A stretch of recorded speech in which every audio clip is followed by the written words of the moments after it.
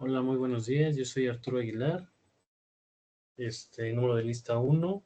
Comenzaremos hoy con la situación de la Declaración de los Derechos Humanos. En este caso, la información fue obtenida a través de este, la página oficial de las Organizaciones Unidas, el cual les pondré en pantalla en un momento.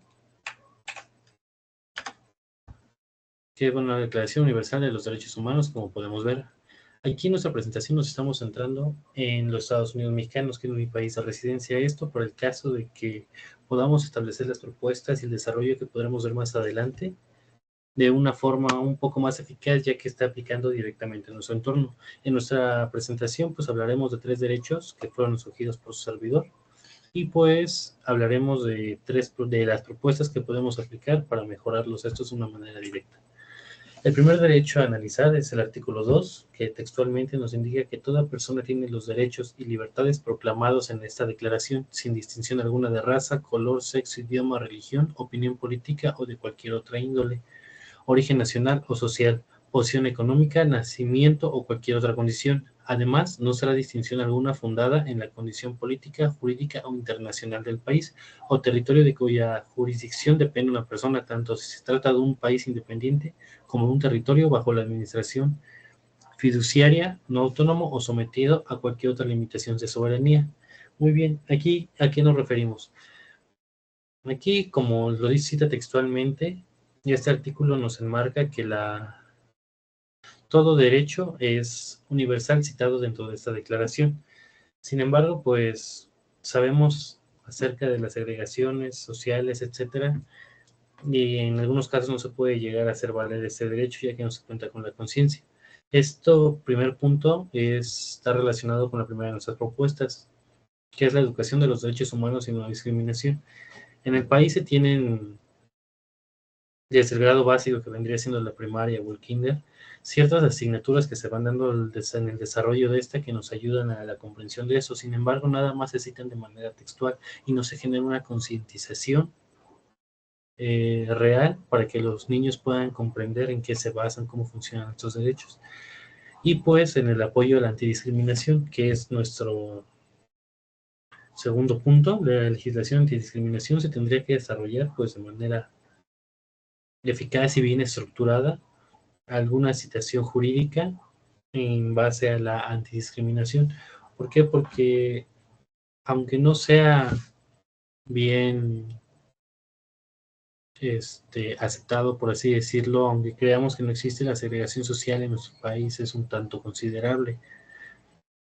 Y pues esto puede inculcar a los individuos a pensar de manera errónea que se tienen N o M derechos más o menos que algunos otros. La promoción y diversidad del empleo, pues esto es una situación que se ha estado trabajando en los últimos años en el país, es necesario desarrollarlo. ¿Por qué? Porque, bueno, dentro de estos derechos hay, en el artículo 2 se menciona que son los derechos completos que vienen aquí, que tienen que ser aceptados. Sin embargo, la gente al no tener la concientización de estos derechos que comentamos en el punto 1, pues no se tiene bien la Constitución.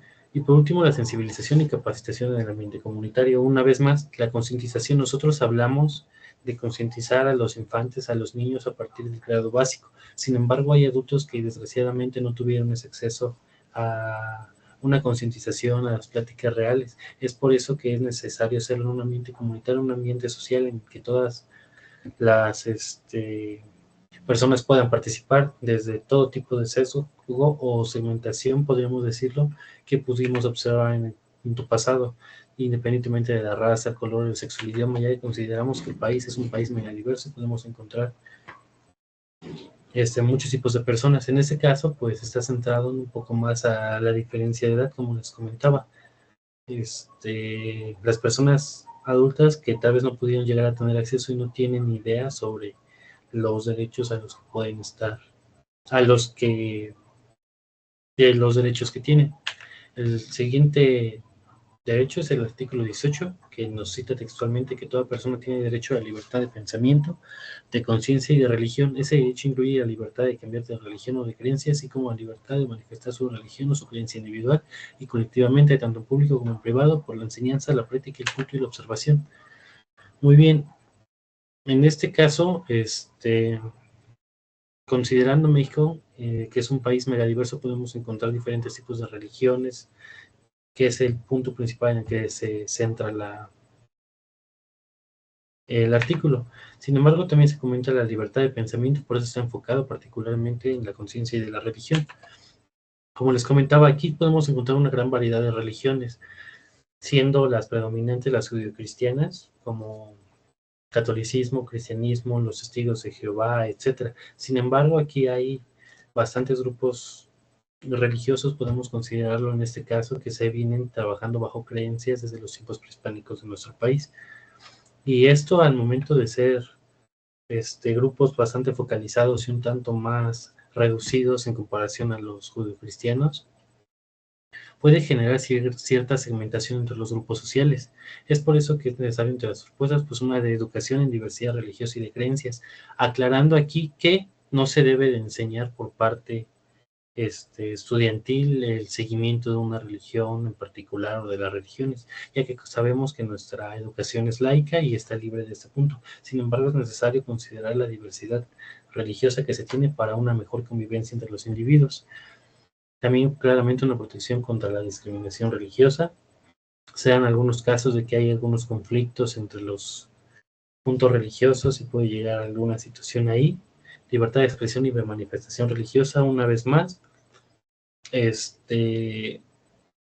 Las personas pueden hacer libertad de su expresión, como bien dice textualmente, y a la situación religiosa, y muchas veces esto a través de las, por ejemplo, en este punto de las redes sociales, que son elementos que se utilizan ya más cotidianamente y se puede ver un conflicto entre los individuos que en ese caso podrían llegar a ser agnósticos, ateos, etcétera, hacia estas personas religiosas.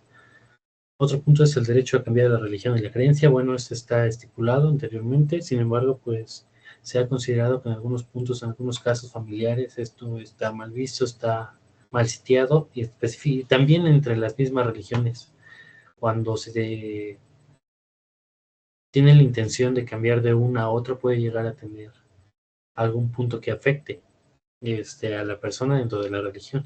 Me ha tocado ver algunas circunstancias similares, que no comentaré la religión particular en la que se fue, pero eran sancionados, eran vetados de su sociedad si se tenía la intención de dejar el grupo, lo cual pues podría generar algún problema y no se cumplía el derecho al cambio de religión.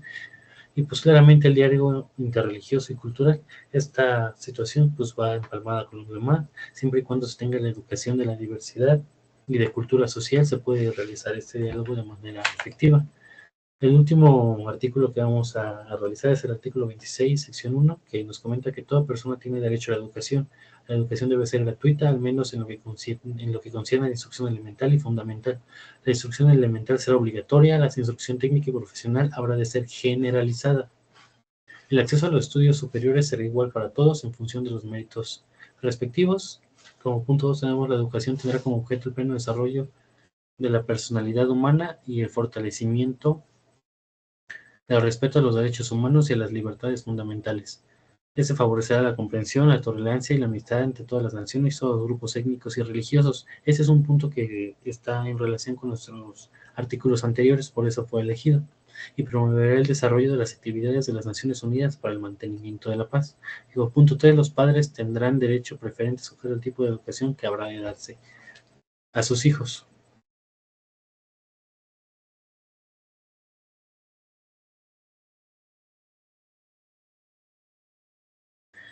Muy bien. Esto, pues, al ser un texto largo, queda este establecido.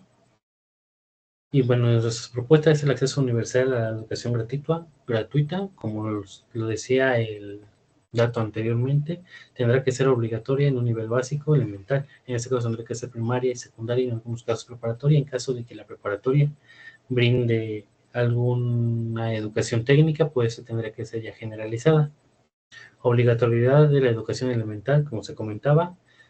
Actualmente en México, pues en el área metropolitana no se tiene un alto índice de individuos que tengan o no tengan más bien al menos su educación básica, en este caso la primaria y en algunos casos la técnica. Sin embargo, al salir del área metropolitana del país, al ingresar en las zonas rurales, podemos encontrar aquí una variación bastante grande, ya que en las zonas rurales hay muchos individuos que no tienen el acceso siquiera a la primaria por N razones familiares, sociales, etcétera, pues no continuaron con su educación. Se tendría que buscar una forma de regular esa situación para generalizar que la educación sea accesible y pueda llegar a todos los individuos. Como les comentaba anteriormente, también la educación técnica y profesional debe ser accesible y esta debe ser generalizada. Actualmente en México hay